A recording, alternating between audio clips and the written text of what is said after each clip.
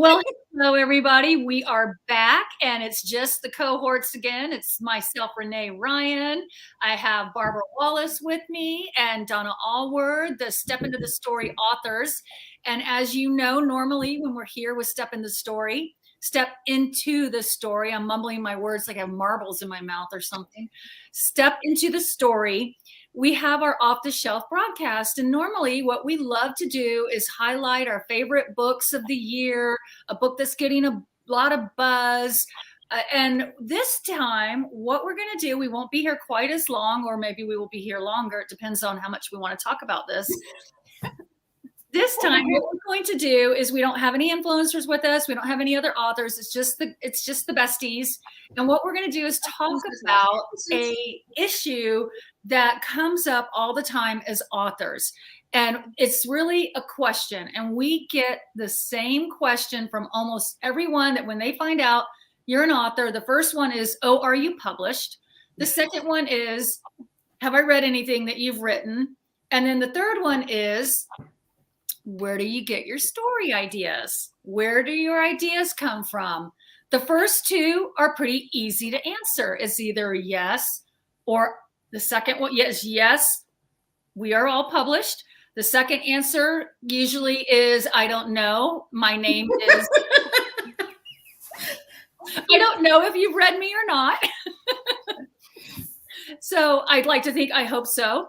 And then the third one is the hardest to answer. So we have to answer the question, where do your ideas come from? And to our viewers, just so you know, it's the most dreaded question. Because the short answer is, again, we don't know. I don't know. I can't tell you exactly where this comes from. So if you look at, I am always backwards here. I didn't just wake up with this book and then suddenly I have all of those words in my head. That doesn't happen. I didn't have this story. Usually there's about 8, 9, 12,000 iterations of a story before it ever ends up in print. So the short answer to the question, where do you get your ideas from, for me, is anywhere, everywhere, nowhere. But there's a little bit more to it than that. And so what we want to do is kind of unpack this a little bit and dig a little bit deeper and talk a little bit more about where our ideas come from. And from what I understand, I did not get the memo. Barb and Donna, fascinating is what she wasn't doing. Barb and Donna have, they have visuals. And I was not told I needed to bring visuals. Okay, but to be fair, I didn't either. So I was like, okay, you were the one that wasn't in the loop.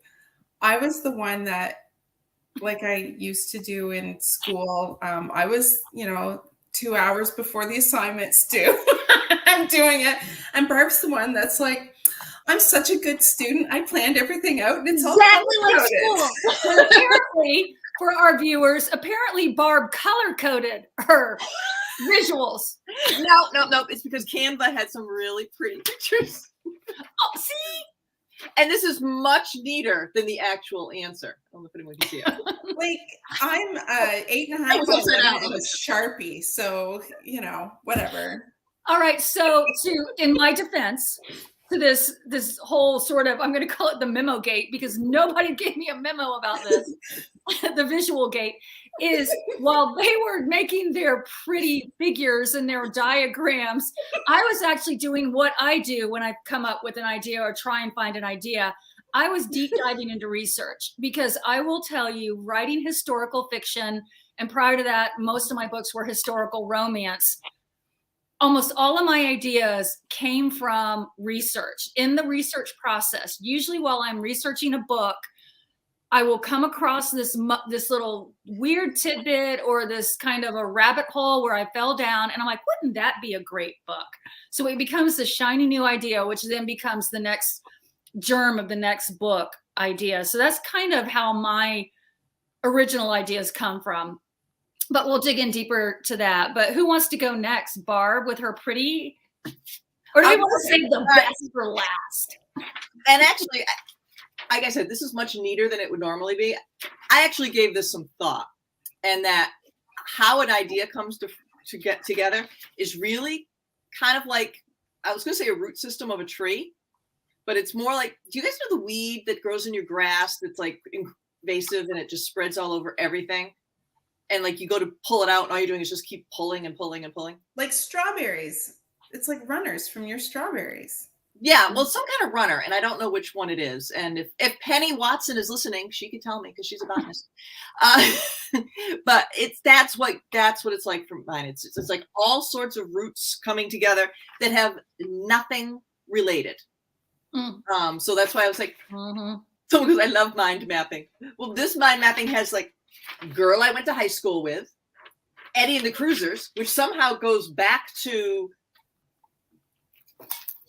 idea about a superstar's life story, and I think somewhere in there's photo I posed for with a bunch of my friends in college, which is on my desk and I can't find it, which is really bumming me out. But it's like, so let's take a step back. Okay, so tell us who you are, Barb, and then tell us what book you are talking about, where that idea came from, and then kind of take us through the process. Okay, I'm Barb Wallace. I am a best-selling romance and mystery author. This is what I was talking about, was for my historical fiction. And like I said, my ideas come from all different places. I tend to do a lot of web surfing and reading of articles that I'm interested in. And I think every time I read an article, I get some kind of nugget that sticks in my head.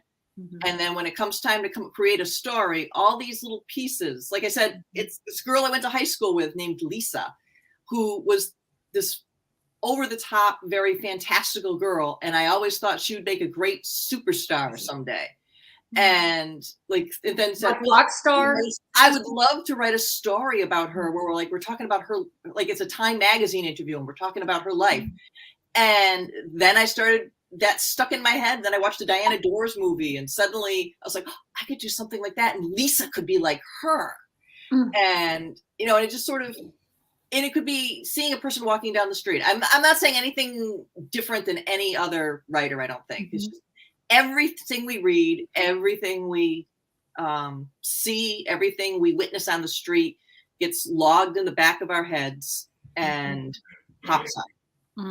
The what if. That's my favorite phrase. What if? It's like a giant stew. Or like my root system. It's like a giant invasive root system that sort of comes together into one big plant. So in this book, did Lisa become the main character, or does she even show up? Did things change a little? She shows up, but everyone is telling the story. And then it kind of expanded into other things. But yes, they're telling the story of Lisa, and how Lisa changed their little group dynamic. And it actually grew from that then, because then I started reading about Andy Warhol's Silver Factory and thought, oh, this would be a really cool thing to write about. And since we all know I have this thing about biographical fiction, I decided to make up my own group. I'm talking like a newscaster, my own group. And I apologize if I'm fidgeting. It's because I'm crooked on the camera. I know, I feel that. I keep doing the same thing, and then I go to move, and it's backwards, so I move the wrong way, and I'm like, that's it. And I can't push it. Make peace with being lopsided. Yeah. So that's why I fidget. All right. How about you? Just show your visual aid. I have two. Mine's an invasive weed. So what I lack in prettiness, I made up for in quantity. So before I do that, though, we have to say hi to some people. So Sue Slade is in, and she says she loves visuals. So we say hi to Sue because we love Sue. And Joan Denman says that she loves mind mapping. And I think I had another comment in here somewhere. Where'd it go? Looks like somebody from YouTube. Oh, it is, but I can't pronounce your name, and I apologize. Yeah. And I can't quite read what the comment is, but yes. So hi, YouTube follower. Yeah. Okay, so when Barb said, I have visual aids, I'm like, shit. So I got... That's what Brown Noser was in school. Oddly enough, I totally was. But, I'm not even going to lie. Apparently I've outgrown it. So I'm working on a historical that is set in World War I in Halifax, so local to me. So to give you some context. And so I did this, okay, again, apologies for the Sharpie and an 8.5 by 11. Who are you? Wait, who are you, Donna? I'm Donna. My name's on the screen. And it's dry February and you're Donna. Okay.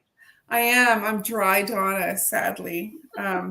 So I was telling Barb and Renee, to anyone who's watching, that I've discovered that when I drink, I get inflammation. So my hands feel like arthritic and stuff. It's a real inflammation trigger for me. So it makes me sad because I do the Canadian pour with my red wine. So it is a little sad, but that's okay. Okay. So can I show my visual now? No, because you need to add that you're a New York Times bestselling author of romance. Right. Okay. In romance. Sure. And I don't know, I've published somewhere around. And you have, what is it? 875 published novels? Oh, that seems a little low. I'm full of beans tonight. I'm sorry. No, somewhere it's around 70. I don't know. Okay. So you had 70 ideas. Where did they come from? Yeah. Well, actually, if I get ideas, it's way more than that because I wrote 10 books before I sold my first book. So, okay. And then there's lots of other ones that just never got written at all. So tons and tons of times I've been through this process. And which reminds me, so back in the old days, when I was first starting out, I used to be afraid that I wouldn't be able to find any new ideas. Sue Slade, those Harlequins don't count. Sue, you're dead. Sue Slade said, those Harlequins don't count, Donna. Is that what she said? Yes. Well, then I'm not going to bring any more to your store, Sue. Oh, dear. I was fighting words. Okay, so back in the old days when I was first starting, I used to get really nervous when I finished a book because I'd be like, I don't know what I'm going to write next. I wasn't writing in big series at that point. So I'd be like, and I'd be tapped out when I finished a book. So I had no idea. And quite often, here's the funny thing, an idea would come to me in a dream. But I would just not be creative for a while. And then I'd have this weird dream that would trigger something. And then away I go. Well, that never happens anymore. But it's usually because I have more ideas than I know what to write. And I think it's because when you get used to having to come up with ideas, they almost like spawn other ideas. And you end up with an ideas folder. But for this one, so here's my where I get my ideas. Okay. So I know. Yours actually has labels. Mine was just a pretty big. Yeah. So, Frank, I wonder if I can slide back here. You guys probably can't see it. But anyway, up here, it says time period. So a lot of times it'll be like, okay, do I know what time period I want? So I knew I wanted World War I. And so that was one part of the idea. And then in the middle, I have setting. And so what do I want for setting? And I knew I wanted it to be local. So I thought, okay, Halifax. And then I have my main character up here. And that could be character or characters. So I knew I wanted it to be a female character, and I had a feeling I wanted her to be a nurse or a medical professional or whatever, because we are during wartime. So that was fine. That's my top level, right? And then I go down a level and I think about, so it was this time period. And so then I want my scope or my time span. So I'm thinking, well, World War I is 14 to 18, but that seems like a really big time span for one book. So I decided on 1917 through 1918. I'm going to interrupt you for 1 second. Why? Because I would like to know why you picked. I mean, you said you knew you wanted to do World War I. Like that to me is the start of your idea. Right. When did that pop in? Okay, but I'm going to get to that. Okay, you're very organized for ideas. Mine, like I said, is okay, a giant messy stew. Right. Okay. So, it might just bear with me, Barb. Under setting, I have large setting and small setting. So the large setting is the city of Halifax. The small setting is like where are they going to live? Like what part of the city, what kind of house do they have, blah, blah, blah. And then over here under main character, I have more characters. Sorry, over here, more characters. And I also have conflicts. Now, that's the second level. But under conflicts, I also have motivations and goals. And quite often those go together, right? So what's her problem? And so, right, like what's her big deal? Okay, so the main character, her big deal is she's knocked up. And it's 1917 and she's not married. So that's her big deal. But like, there's also what does she want to happen and why, right? And then when we have more characters, then we can add subplots. So that's the next layer of ideas. Over here we leave setting alone now. And then over here, this is coming into what you asked, Barb, under scope and span, then you can have what's the central event that's going to happen. So for me, that was the Halifax explosion, which is why I picked. So the whole point of this is, this seems really linear. But your idea could come in at any point in this and spawn it outwards. So this looks organized, but generally what happens is that it really looks like this. Okay. Amen, sister. With that, I was going to say, mine literally started as a story about a woman who dies and leaves a secret diary with a code to her next door neighbor, and is now suddenly a story about the silver factory and Andy Warhol. And it went. So that's when you're like, I have it laid out for setting or whatever. I'm like, what? Yeah, right. So here is like the germ of my idea, wherever that comes from. And then I am linear. It's just, yeah. And then over here, we get a solid concept.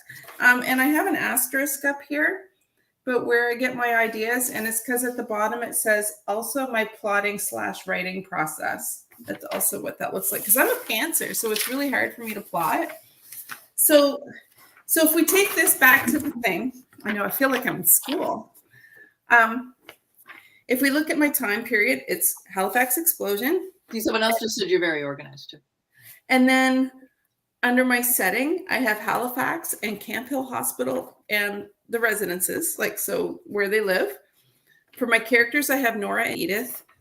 And for a lot of the subplots and sort of what's going on, missing people and unexpected pregnancy. So, I mean, and just because you get an idea doesn't mean that's the idea that stays. True. So I think that's worth talking about, because a lot of times you get the idea and then what happens with the idea might never make it in the story and it goes an entirely different direction. So I think that's what I wanted to know, why you at your first level, how you came up with those pieces. Because a lot of what you described is a fantastic description of the creative process, which I think we all kind of do once we get that germ, like how are we going to flesh it out? How did you get that first level? Where do those come from? Well, I think a lot of times I'll ask myself, like, where do I want it to be set? Mm-hmm. And so that would seem a natural place to start. And when's it going to take place? Like those are very basic kind of things. But that's not necessarily where the first germ of the idea comes from. And I honestly, so to be fair, the first germ of this idea came from an editor asking me about the possibility of writing a historical set in Canada, and me going, okay, I got to come up with something. And because I'm in Halifax, the explosion came to mind. So the explosion really came first. Mm-hmm. The event. Yeah. And that's why I said you can, like, the germ of the idea can happen anywhere within that top down thing. And then you just reorganize it. But like, I have another one half plotted for after this one, and it's set on the Titanic. So clearly the event comes first because, we all know what happens to the Titanic. So, and everything else, you fill in after who the characters are and what their deal is and that kind of thing. So. All right. I'm going to ask another question. I'm sorry, Renee, I took over. And Renee. What question? No, this is a question for Renee too, because I know that this work happens to you. Does it start sometimes where you're reading something online or you're reading an article and you get this weird feeling in your stomach, almost like a crush on a piece of information or a time period or something you've read, and I guess the best word would be like a crush, like you're suddenly so fascinated you can't stop reading about it. I will say with the one that I'm working on now, it wasn't online, but it was as I was doing my research. So, and I think that's very easily done, where I actually ditched a whole, like it was going to be a dual timeline. I ditched the whole timeline and ended up with a second character with her own arc that's going to intersect with Nora's. And that totally came from something that I ended up reading about in my research. And I thought was really intriguing. And so that's now the secondary plot. Oh, and I know Renee fell in love with a certain time period. That's not World War II, but it's sort of become like this secret obsession of yours where you really love that era. Oh, who, me? Or yeah, what, are you talking about the Gilded Era? Yeah. Yeah. Well, actually, your recent thing where you're talking about the Jazz Age in the 20s. Oh, yeah. Totally. And that is also from research. And, and I could say that for me, one of the things that happens very early into a book. Hi, Angela. Hi, Angela. It's Angela Anderson. Watch her interviews. They're awesome. She's amazing. We love her. Jean says I'm very organized. You should see inside my brain. Anyway, carry on, Renee. Well, I completely forgot what I was going to say. So whatever. No, you're talking about the 20s and how that came. Yeah, no, what I was going to say is that when I'm starting a book, okay, so this is kind of the process for me to find out whether or not I have a viable idea, is that I get this sort of idea, and it's like the Lebensborn program, or I love World War II, or I was thinking about my editor just told me I have a third book on my contract, and she wanted something set in Europe because my first two books in World War II were set in Europe during World War II, and she wanted me to kind of stay in there. So what I do is I get kind of this germ of an idea, and I actually write a book blurb. And I do a 2 to 3 paragraph book blurb. And these can take me up to 3 days to write. Now, they're not beautiful and they're not something that would ever show up on the back. But if I can get a book blurb, that tells me that the idea is viable, that it is an idea that can, that I will be able to, through research, through running down different ideas, different things like that. So in the beginning of my process, when I'm writing these book blurbs, I have to know something really important about the main character. I almost always highlight at least one main character and then secondary main characters or whatever. I have to kind of know what's going to be the main event premise. So what's going to happen? What's going to grab that reader? What is that reader going to go, wow, I'm really excited about that idea. And then I have to know that it has a full-fledged not hook because that's too genre romancy, but a full-fledged premise that readers would want to go on this journey with me, and that I would want to go on the journey myself as an author. All the other things can come later. But what I found, and so like just last week, my editor, before we went into this third book, she bought it blind, which for our viewers, a blind buy means write a book for us, whatever you want to write. Well, that's not really what she meant.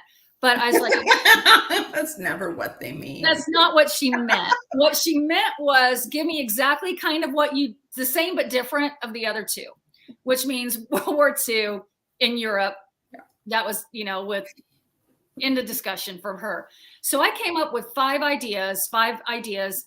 And one of them was very, very skeletal. Guess which one she picked? The skeletal one. Right. The one that didn't. But what I've discovered since then, so in the past week and a half, since she basically, it would have been last Monday. So what are we now? Well, week and a day. I have been digging into the research, now the story is blossoming. Now that one character has turned into 3, I know all 3 of their arcs. I've got this really great idea. I want to say 2 notebooks this thick of research materials that I've either found or printed out. I have, as you can see, this way, books, and I've got more coming. So within a week, now this idea has become a full-fledged, I could sit down and give you not just really an elevator pitch, but I can tell you what the book is going to be about.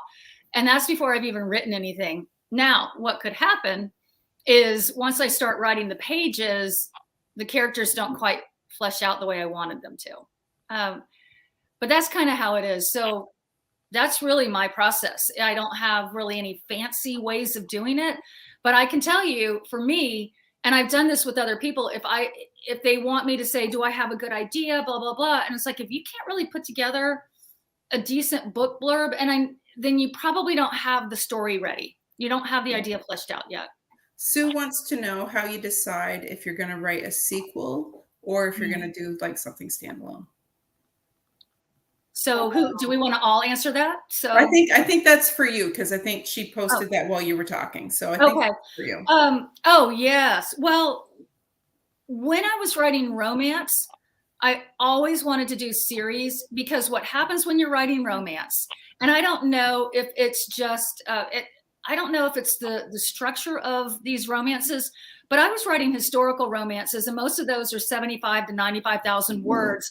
And to get to that level in a romance, when the romance is the plot, you have to have a lot of secondary characters, and you have to have a lot of other things going on to get to that end and still within the structure of the romance. So what always happens is 2, 3, 4 of those characters in that first book already start coming to life. And now I've got to tell that person's story and that person's story. And that can go on. I had one series that was 9 books. Now, the mistake I've seen some romance writers make is that in every book, they have all 9 main characters in all 9 books. And that's not how a series works. A series, you can have just one or the other. It's more the world that you've built. Yeah.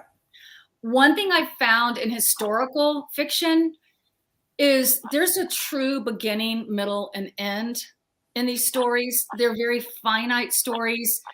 I just can't quite figure out if I ever would write a sequel, because I feel like the story's done once the story's done, and picking up that world again would be really hard. Even though I say that in my Widows of Champagne, I would love to write Paulette's story. She was the one main character that didn't have a point of view, that her story needs to be told. So that may be one of those books where I would do that. But it would totally stand alone, right? Like Jen Robson did that with her first series. Mm-hmm. And I think there's 4 in it. And they progress through like the years, but there's a connecting thread. Mm-hmm. So it is a series, but it's not a series in that they're Beatrice Williams does that. She did that. All of that I think is marketing as well. Mm-hmm. I'm thinking of Chanel Cleaton's books, which are all very similar as far as titles and looks, but I wouldn't necessarily call it. I guess some are related. But they all stand alone, right? They're not. It's they not. All stand it's not the same. Right. Some of that is success driven, where if a writer writes a book and people fall in love with it, an editor comes to him and says, "Can you do a sequel? Can you do something with the secondary characters?" But I think it's they aren't always planned in advance. In Rome, mine were always, because in Harlequin, when I wrote with Harlequin, having a series, it was much more marketable to have a tagline that you could use for multiple books. But they were still standalone too. They were standalone, but they were always be able to. A great writer should be able to. If you came in on book 4 of a 9-book series, you should not be playing catch up. You should be able to, and so that's true. No, but you'd write families or a group of friends or whatever, and it would go from one, It's like the world is the same. I think the other thing in historical fiction for me is I do such extensive research, like with Widows of Champagne. I just got immersed in northern France and the Champagne region and champagne making and all of that. And I just feel like I've told the story. and I don't know how many more stories are to tell. I would want to tell. I'm ready for, this is maybe me with the new shiny idea. I'm ready for falling in love with a whole new idea, a whole new world, a whole new part of, but staying within World War II. What is it they say? Don't put all your eggs in the same basket. And what I would say is, yeah, but the baskets can be on the same farm. Yeah. Yeah. So you can put your eggs in different baskets, but they can all be on the same farm. So for me right now, that's World War II set pre-interwar, because this last one was interwar, World War II, set in Europe. So yeah, those are the European theater is your farm. Yep. Mm-hmm. For now. You all are very organized as far as my process is so much addition and subtraction. And the book I'm working on, for example, I'm on version 6 because a lot of changes about what characters and like what Renee said, I have mapped out what my characters' goals and motivations are, but you get 100 pages in and you suddenly realize this is going to click better if the character thinks this way, or the book will flow better if I dump a timeline and make it all the same timeline. And I'm notorious for doing that.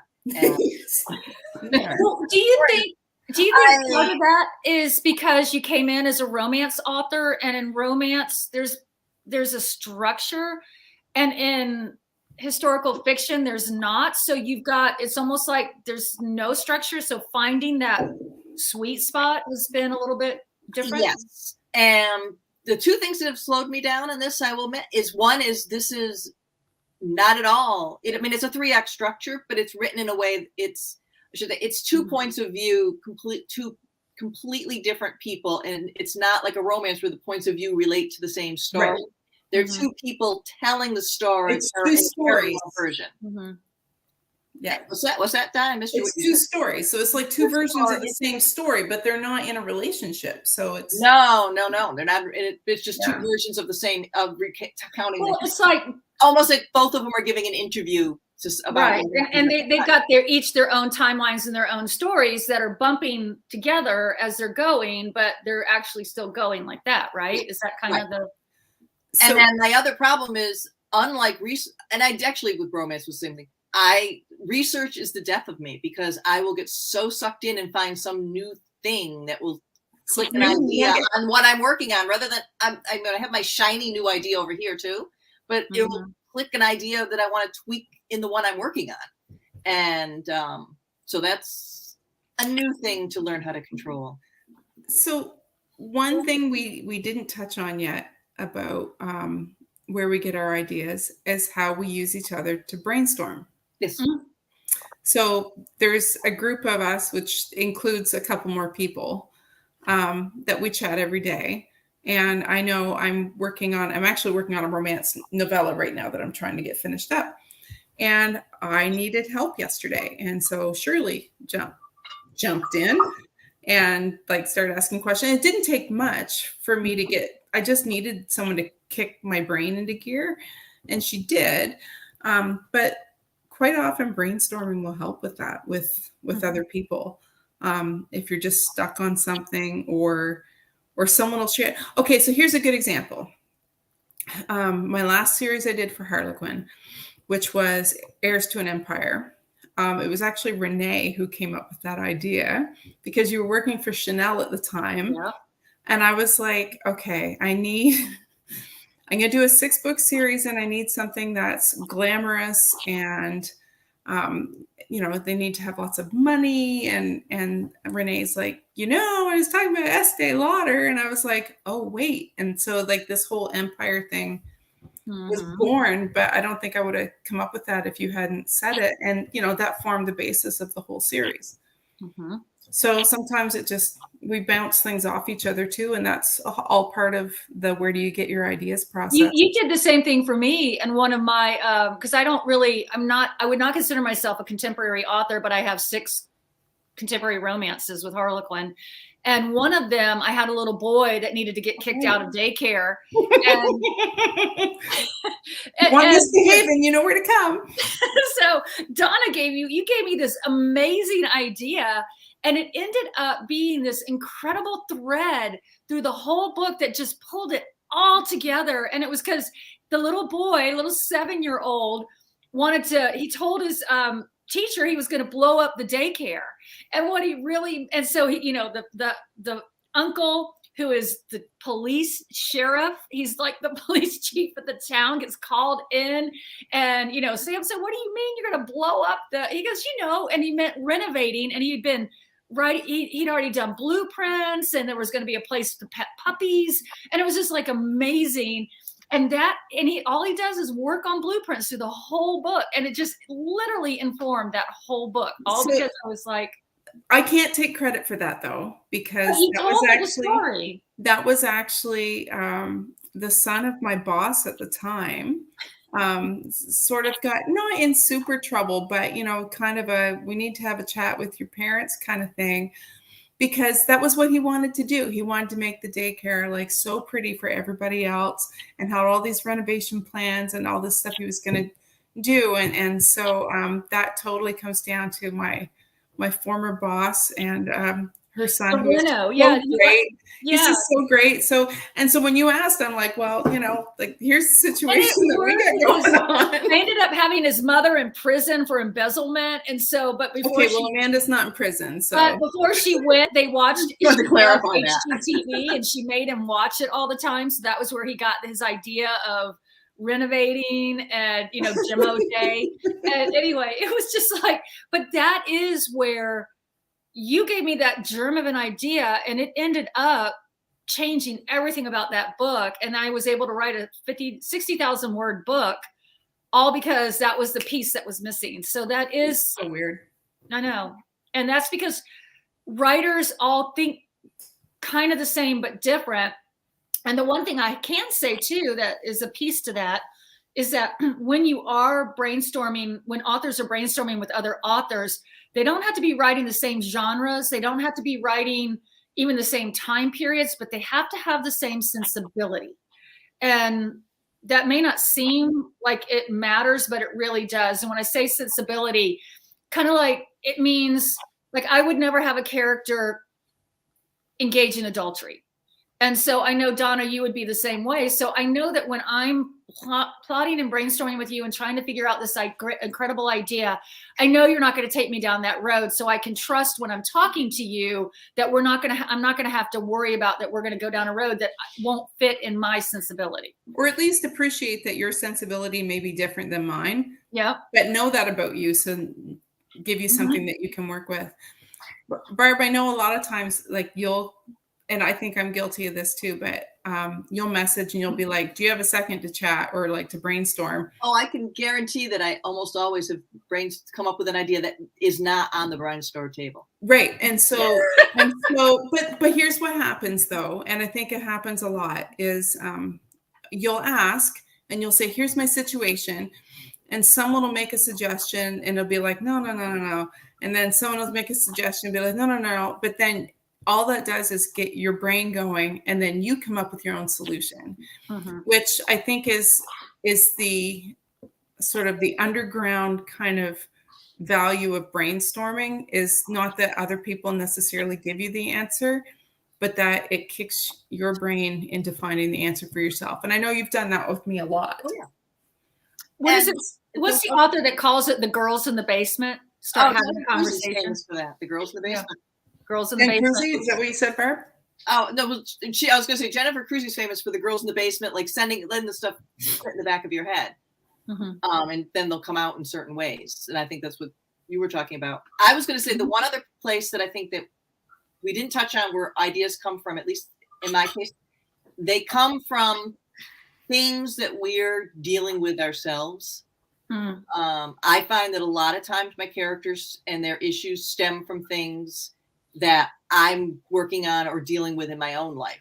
I mean, sometimes they're inspired by other things. I read something or I saw something on television, but a lot of times they're stemmed from, okay, this character's dealing with this because so am I. It's therapy. What's that? It is.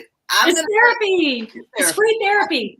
A lot of it comes from things that were our own inside, our own psyche. Our own insecurities and you know what I say about that the best authors, I used to always, whenever I would, there are two things I always tell when I do in a workshop. There's two things I always say, and regardless of what the topic is I always say the book, the scene is never about what the book or scene is about.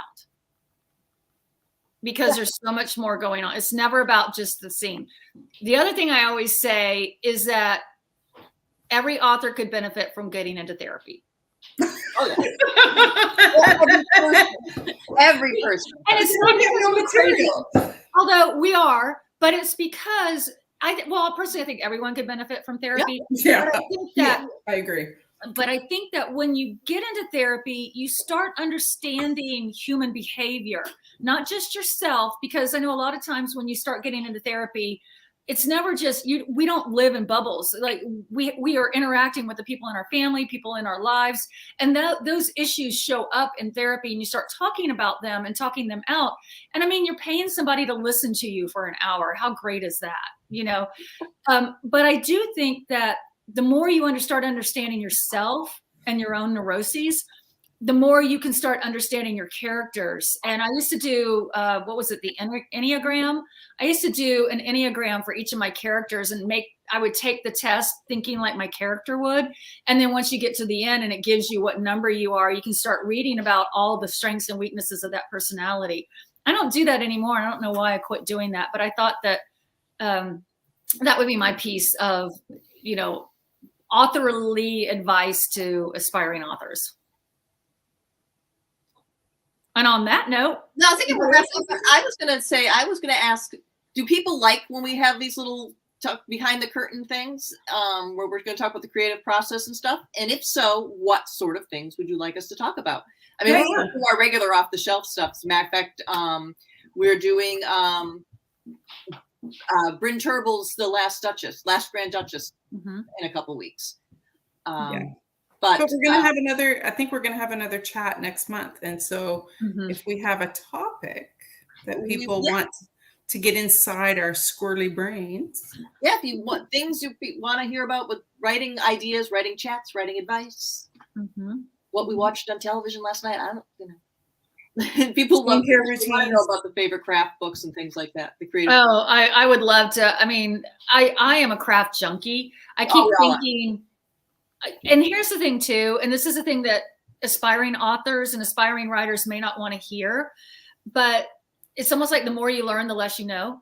And I am constantly looking for the key to make this job easier. It is hard work. As we said in our last broadcast, easy reading is hard writing, and any commercial fiction is easy reading. And that's very difficult writing. And so we're always looking for that piece to make it easier. And all I end up finding is I'm reinforced, or it's harder for me.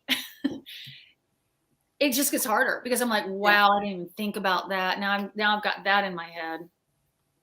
I have to shut that kind of stuff out or else I get paralyzed. So I'm in therapy for it. It's not a joke. I mean, I know therapy to shut the voices off in my head. Well, I basically have to sit down and write and just like remind myself that, I've pulled this out of my butt 70 times. So surely I have 71 in me, and I just try to let it go and just write the story, and then kind of let the chips fall where they may. And because, there's always revisions, and, you can trust your agent or editor that comes back with changes. So it can always be improved and fixed or whatever, but can't do that if I'm too paralyzed. And I'll be honest, this book has scared me a lot. So I've got a bit of writer's resistance. I know, so I take them. What does Sue say? They're pills in those voices. Oh my word. Sue was full of beans tonight. She is salty today. It's probably the only profession where if the voices don't talk to you, you're in serious trouble. Serious trouble. Okay, so I had one more question about getting our ideas. Okay. I was thinking we probably should wrap it up, but yeah. Yes. So I'm the clock manager. Yeah. Sorry. So, what is the number one thing if you're stuck on a like an idea of your story or something that's not gelling? What's your number one strategy to unblock and figure it out? Like, what do you do that makes the idea come to you? Okay, I'll give you an example because I can see you guys going, what? But no, I'm thinking. No, keep going. Give me an example. What is yours? Okay, so for me, it's two things. One is like seasonal because I can't mow the lawn in winter, but we have a large yard, and so we have like a ride-on tractor to mow our grass. And I used to do this when I was a kid too, and I make up stories in my head. But when I'm on, it's a very mindless task mowing the grass. So a lot of times when I'm doing something mindless, then that's when the answer will come, when I'm not actively working on it, but I'm doing something else that's mindless. So a non-seasonal version of that is if I'm cleaning. So if I'm really stuck, you'll find me cleaning out a closet or cleaning out some drawers or decluttering or something. So it's kind of a, if I'm stuck and I know there's a piece missing somewhere, that's kind of, if I have to go and do something else and let my brain not work so hard on it, and then it comes to me. That's the theory behind the ladies in the basement, by the way.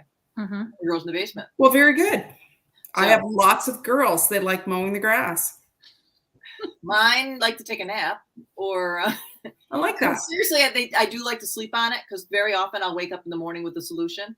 Oh, good. Or soaking in the tub, something that relaxes me and gets me not thinking about it so hard. Right, you kind of have to let it go to let it come back to you. I would love to say it's cleaning my house, but no. I need to say something. I would say a shower really helps. A bath doesn't, because a bath tends to, I don't know, a bath for me doesn't work, but a shower will, because there's something just about, I just get real creative in the shower, and that just sounded really dirty. But that's not what I meant. All right, we'll have to ask Mark about that. The other thing that I do is if it's something pretty major, or if it's something that just it's gone on for a day or two or three, inevitably, I would say 98.999% of the time it's because I made a mistake at the beginning. And so what I almost always do is I just like, okay, where did you derail? And whether I've already got 150 pages in, whether I'm at the 300 page mark, whether I'm at the 50 page mark, I start at the beginning and I start reading through, and I'm like, okay, I think usually that comes. And if it still doesn't come, then I know there's something that I didn't think about. It's a character issue. There's some backstory character issue that I didn't address. Donna's laughing because this happened to you yesterday. I was like, oh, wait, my heroine needs a conflict. She needs a backstory. She needs a conflict. She needs actually to have not just shown up on page one and been a character. I should know this by now.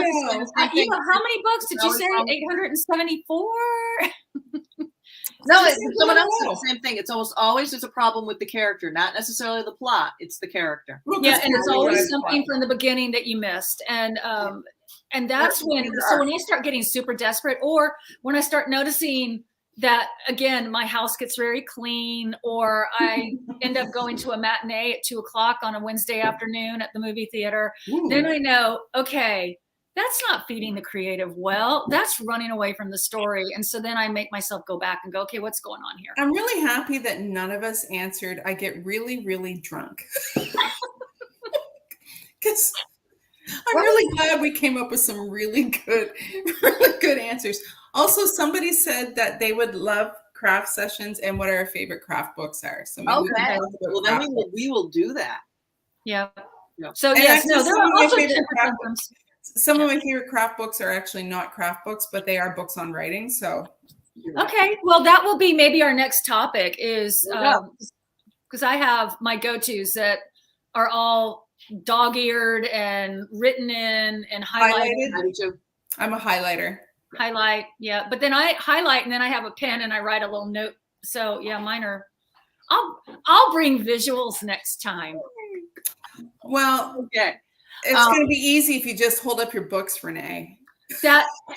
See, I was planning to do that. You just spoiler alert, that counts. You know I love you. All right. One last time for our viewers. Let's show our visuals. Oh, all right. There we go. I showed this one. That one's the most accurate one. Right? Yep. It was also the easiest one to do. Our next episode is going to be March 8th. Our guest is Sarah Johnson, who is the editor of Historical Fiction News, or Historical Novels Review, excuse me. That's right. And Reading the Past. She's one of the top blogs, one of the top historical fiction blogs. She picked a book that was on her radar by Bryn Turnbow called The Last Grand Duchess, which is about the last days of the Romanov family. Also Canadian. She's also Canadian, and the book is very well written. It's I'm about halfway through, and it's about Olga Romanov, and she's the oldest daughter of Nikolai. And she really does a great job of humanizing the Romanovs, but not neglecting the mistakes that they made during their reign. So it's a really good book. You guys, I recommend everyone pick it up and read it so they can play along with us on March 8th. Yes, on March 8th. It just came out actually a couple weeks ago. Yep. So see you in 3 weeks. I think that's 3 weeks. And in between that, we'll see you online on the Facebook. Step Into the Story is our Facebook group. And we also have the YouTube channel. So make sure that you're subscribed to both, and you will get all the information, because we also, during the week, whenever we find a fun research tidbit, we also post about that. So there's a lot of fun things going on. We share what we're reading, good books. What we're reading, the book that we just fell in love with that we're not highlighting in one of our broadcasts, but we would love to recommend to you. Yep. And don't forget our reading challenge. Keep up with us with the books. Yes. And that's up on, we have a Goodreads page as well. All right. Okay, we'll see you all in a couple weeks. We'll see you on the page. Bye. Bye-bye. Bye.